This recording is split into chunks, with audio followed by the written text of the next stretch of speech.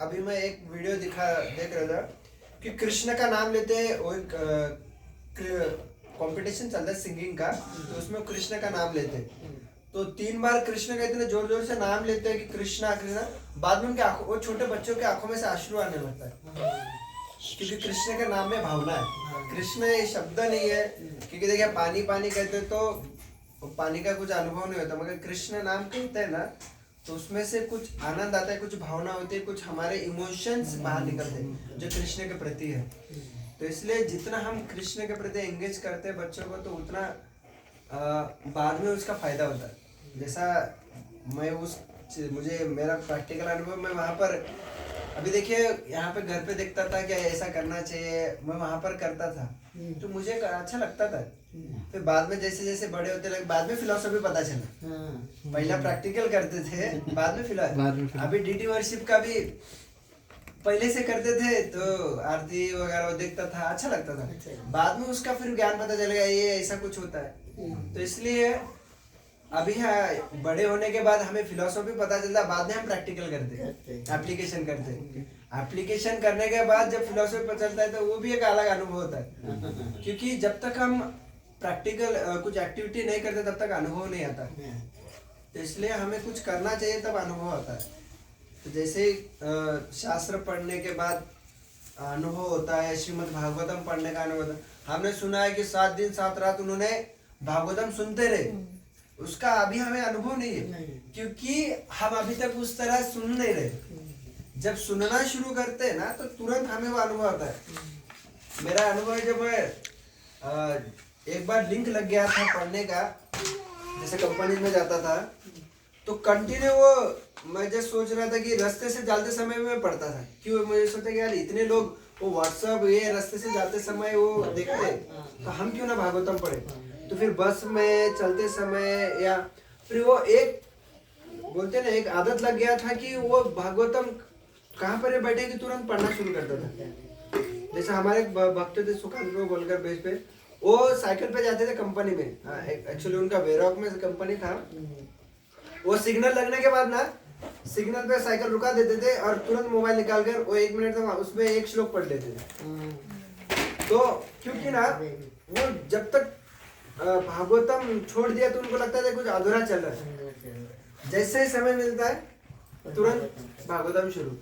तो उसका टेस्ट है, जिसने अनुभव लिया उसको मिलता है, जिसने अनुभव नहीं लिया ना तो उसको कुछ नहीं मिलता है।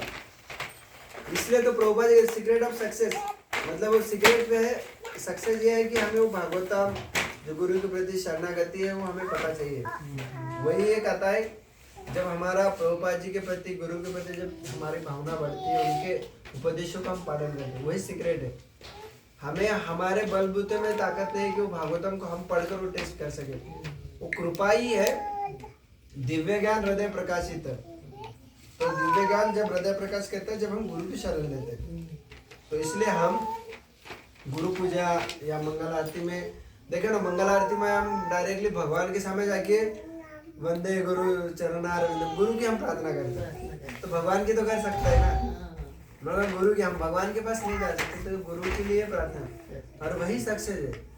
अभी हम यहाँ पर देखते हैं कि प्रभुपाद जी के जो शिष्य थे, इतने सारे शिष्य थे, उनको कृष्ण पता नहीं थे ना, उनको कुछ बाकी पता थे।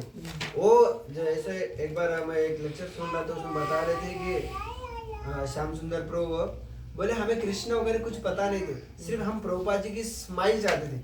हम कुछ कर कर आते थे, यहाँ पर प्रचार करके आए, इसको भक्त बनाए, इसको मिले। हम सिर्फ प्रभुपाद जी को जब बताते थे, सिर्फ प्रभुपाद जी की जो स्माइल थी वो हमें इंस्पायर करते थे, आगे लेके जाते थे। सिर्फ प्रभुपाद जी की स्माइल, हमें सिर्फ प्रभुपाद जी को खुश करना था, क्योंकि डायरेक्टली हम भगवान के पास नहीं जा सकते। तो उनको एक ही पता था प्रभुपाद जी को खुश करना, ना उनको कृष्ण दादा पता थे। देखिए ना, 1 साल में क्या कृष्ण पता लगे। हम इतने साल से बचपन से भगवान कृष्ण के बारे में सुन रहे तो भी हमारा कृष्ण के प्रति इतना नहीं। तो जो प्रेजेंट व्यक्ति है उसको खुश करना, यदि हम उसको खुश करते तो बाकी की चीजें होते। और मेन तो बच्चे को वही देना है। नहीं तो आज देखिए सब निकाल कर मोबाइल हाथ में दे देते बच्चों को। कहाँ पे तो था वैसे बगल में बच्चा था तो उसके हाथ में मोबाइल दे दे, वो बस टेम्पल में था, सॉरी वो हाँ, रूम में आ गया और रूम में आकर कुछ उसके पिताजी उसके हाथ में मोबाइल दिए और खाना खाया। मैं सिर्फ उसके बगल में से उसका मोबाइल उठा लिया, वो इतना रोना शुरू कर दिया। बोले पिता, फिर बाद में फिर मोबाइल नहीं दे रहा था, फिर से रो रहा है, फिर बाद में मोबाइल दिया, वो शांत हो गया। मतलब मोबाइल के प्रति कितना एडिक्टेड हो गया। और वही बाद में उनका जो कुछ चीजें कर सकते हैं वो उनका रुक जाता है। इसलिए बहुत मोबाइल एक व्यक्ति को बहुत डिस्ट्रैक्ट करता है। थोड़ा सा है कि जितना हम स्टोरी बताएंगे उतना अच्छा है। जैसे अभी हमें पूछा जाए कि हमारी नानी ने हमें ये कथा बताया था, हमारे दादा ने ये बताया था, जो कुछ अनुभव है वो हमें अभी बताते हैं। इसलिए सबसे ज्यादा है कि हम उनको कृष्ण के बारे में बताएं। सर प्रभु जी, इसको है ना कृष्णा सीरियल इतनी बार दिखाया ना कि आप बोर हो जाती है। नहीं, बोलती है मुझे कुछ और दिखाओ। दिखाने से कुछ नहीं होता। मतलब और अभी स्टोरी क्या इसको समझ में आएगी नहीं, सुनाती तो ना, हूँ 2 साल की है। नहीं, वो तो सुनाते रहना सुनाते चाहिए। हैं। जैसा प्रहलाद महाराज को जैसा कामदेव वो गर्भ में थे, मगर नारद मुनि ने बताना शुरू कर दिया, तो भी वो देखिए आत्मा तो छोटा नहीं होता है। और ये जो कृष्ण कथा होती है, ये होती है, वो शरीर के लिए नहीं मैटर करता, वो किस लिए मैटर करता है? आत्मा के लिए मैटर करता है। वो ज्ञान जैसे दिव्य ज्ञान हृदय प्रकाशित, मतलब जो ज्ञान है ना वो हमारे हृदय को शुद्धिकरण करता है। वो कृष्णा जब श्रवण करते तो डायरेक्टली हार्ट में आत्मा को जाता है। आत्मा तो कोई छोटा बड़ा कुछ नहीं होता है। तो हमें कथा सुनाना चाहिए, वो उसको समझ में नहीं आए या ना। अभी हम इतने लेक्चर में बैठते हमें क्या समझ में आता? मेन तो वो चीज है हमारा। देखिए हम इतने भागवत कथा में सुनते बैठते, यस हरे कृष्णा, उधर से निकलने के बाद कुछ याद नहीं होता है। तो सुनना महत्व रहता है। सुनना महत्व, इसलिए श्रवण करना पहला नवदा भक्ति का एक ही पहला चीज आता है, श्रवण। जितना श्रवण करते जाएंगे, श्रवण करते जाएंगे, श्रवण करते जाएंगे, तो वो धीरे धीरे हमारा हृदय शुद्धिकरण होते जाएगा। सुनना हमारे खुद के लिए, वो कुछ समझ में आए ना आए सुनते रहिए। अभी देखिए प्रभुपाद जी बताते थे तो कितने लोगों को समझ में आता होगा। प्रभुपाद जी का जो लैंग्वेज था वो बंगाली में, बंगाली इंग्लिश लैंग्वेज था।